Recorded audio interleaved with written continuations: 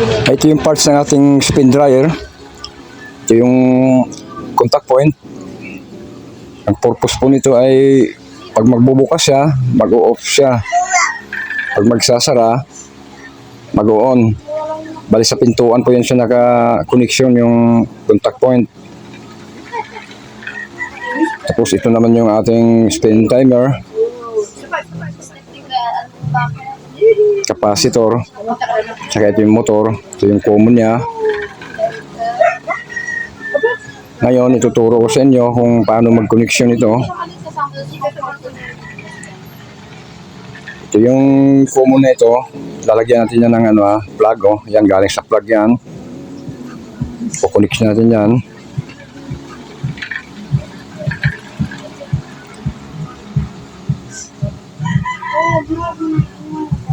Titipan muna natin.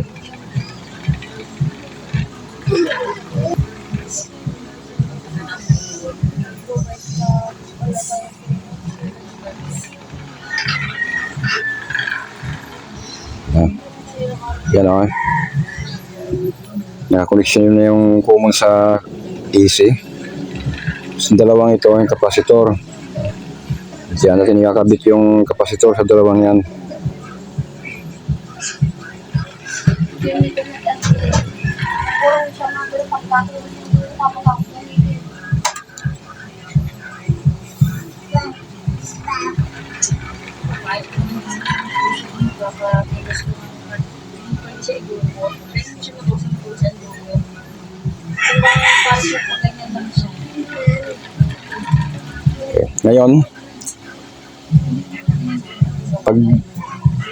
Ngayon, itong isang ito, pag dito natin siya itatap, ibig sabihin naka-shortcut siya. Kaya tayo may timer, contact point, para doon natin siya itatap.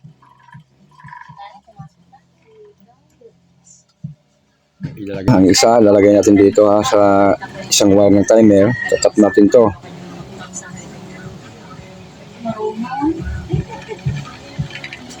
Titipan ulit natin.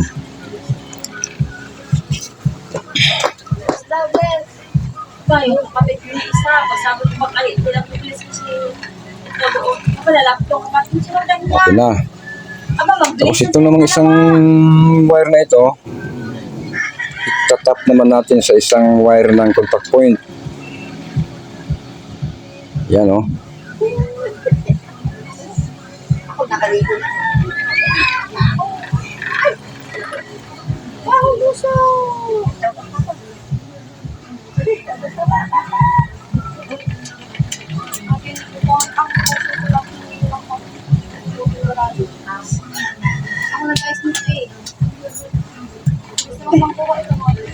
Ngayon,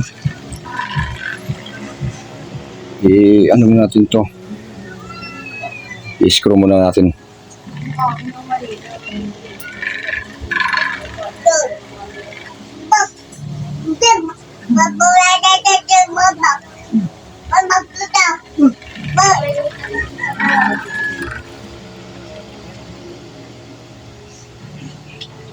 Na.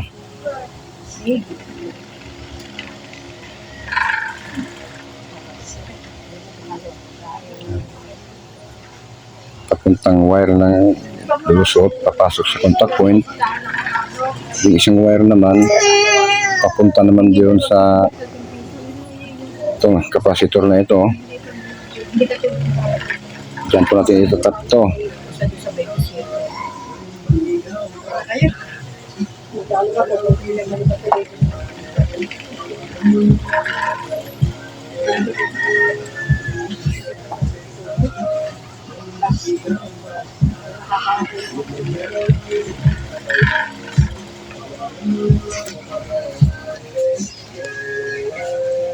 Okay na po titipan natin itong isa.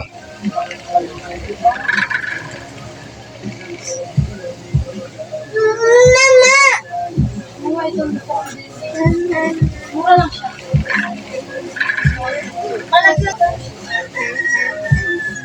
Okay, re-review natin ayan common to AC. Ang AC naman, isa dadaan sa timer,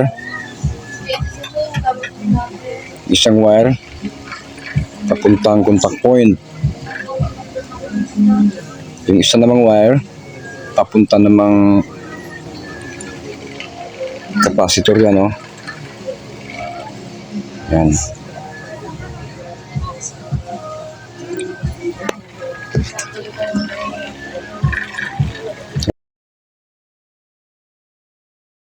Easy mga brad, pwede naman dito itatap. Kaso lang, mahina lang ang under niya.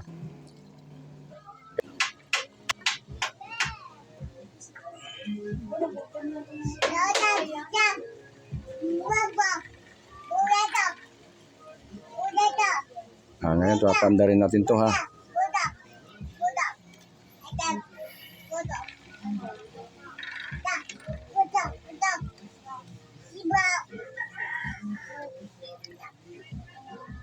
Pagpipihitin natin yung timer mga brad, ay hindi pa under yan. Kasi nakabuka pa yung contact point. Ibig sabihin yan, pag isasarado na yung pinto, pag-uunin siya. Ayan, oh. Bubuksan ko, ha.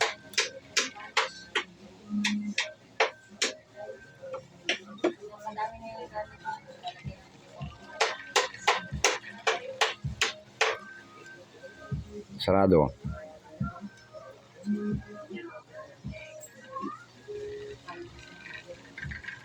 Ganun lang.